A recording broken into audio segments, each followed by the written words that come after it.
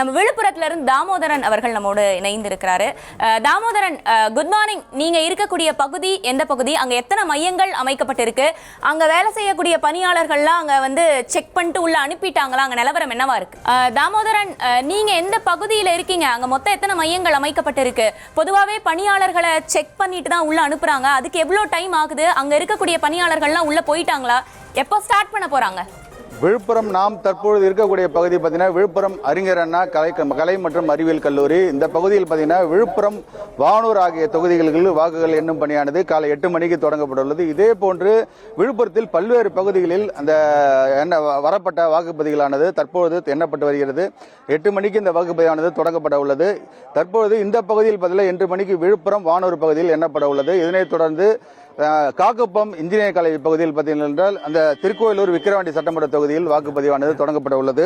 தற்போது பார்த்தீங்கன்னா விழுப்புரம் மாவட்டத்தை பொறுத்தவரை 7 சட்டமன்ற தொகுதிகளில் மொத்த வாக்குப்பதிவானது சுமார் 15,98,726 வாக்காளர்கள் உள்ளனர். இந்த வாக்காளர்கள் பார்த்தீர்கள் என்றால் இவிஏ மிஷினில் 14,22,142 நபர்கள் இந்த வாக்குகளை பதிவு செய்துள்ளனர். தபால் வாக்குகள் 17,308 வாக்குகள் பதிவாகியுள்ளது. மொத்தம் 14,39,450 வாக்காளர்கள் தங்களது வாக்கினை பதிவு செய்துள்ளனர். விழுப்புரம் மாவட்டத்தை பொறுத்தவரை 88.95% வாக்குப்பதிவானது பதிவாகியுள்ளது.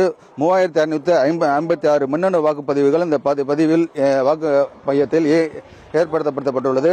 2,165 விவிபேடுகள் மற்றும் கட்டுப்பாட்டு கருவிகள் இந்த வாக்குப்பதிவுக்கு பயன்படுத்தப்பட்டுள்ளது.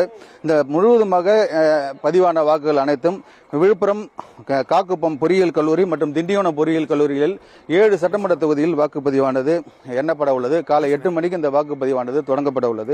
முதலில் தபால் வாக்கானது எண்ணப்பட உள்ளது. அதனைத் தொடர்ந்து 8:30 மணி அளவில் இவிஎம் மிஷினில் பதிவான மின்னணு வாக்குப்பதிவு இயந்திரத்தில் பதிவான வாக்குகளானது எண்ணப்பட உள்ளது. இந்த முற்றிலும் அதை பார்த்தீங்கன்னா 3 அடுக்கு பாதுகாப்பு போடப்பட்டுள்ளது. பலத்த போலீஸ் பாதுகாப்பு போடப்பட்டுள்ளது. 1400க்கும் மேற்பட்ட போலீசார் பாதுகாப்பு பணியில் ஈடுபடுத்தப்பட்டுள்ளனர். இந்த பணியில் பார்த்தீங்கன்னா இந்த வாக்கு எண்ணும் பணியாளர்கள் சுமார் 7,000 பணியில் ஈடுபடுத்தப்பட்டுள்ளனர். அவர்கள் பார்த்தீர்கள் என்றால் 14 மேசைகளில் இந்த போடப்பட்டுள்ள மேசைகளில் வாக்குப்பதிவானது எண்ணப்பட உள்ளது. 48 வாக்கு எண்ணும் அலுவலர்கள் இந்த பணியில் ஈடுபடுத்தப்பட்டுள்ளனர். 22 நுண் பார்வையாளர்கள் ஈடுபடுத்தப்பட்டுள்ளனர். 7 சட்டமன்ற தொகுதியில் மொத்தமாக 336 வாக்கு எண்ணும் அலுவலர்கள் மற்றும் 154 நுண் பார்வையாளர்கள் என மொத்தம் 490 அலுவலர்கள் வாக்கு எண்ணும் பணியில் ஈடுபடுத்தப்பட்டுள்ளனர். 3 அடுக்கு பாதுகாப்பானது பலத்த பாதுகாப்பு போடப்பட்டுள்ளது.